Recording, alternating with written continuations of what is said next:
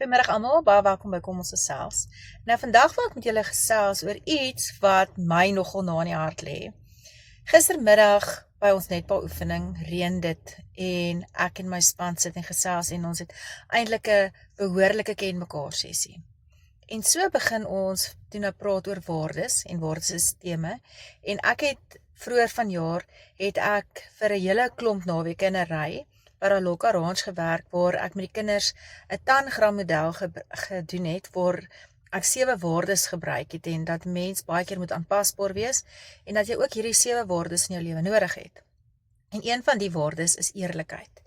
Nou, partykeere dink ek word ons vasgevang in sosiale media, terwyl ek nou op sosiale media praat, maar partykeer word ons so vasgevang op sosiale media op al die reels en AI en die filters wat ons gebruik of kan gebruik, dat ek dink partykeere gaan die autentiekheid en die eerlikheid van sekere dinge heeltemal by die deur uit.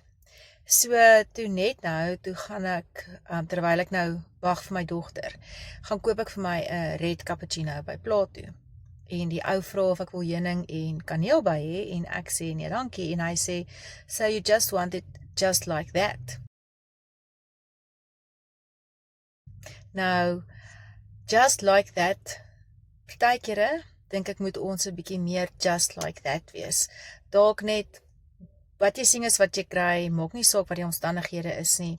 Ons almal is mense, ons maak foute, die menslikheidsfaktor is altyd daarso.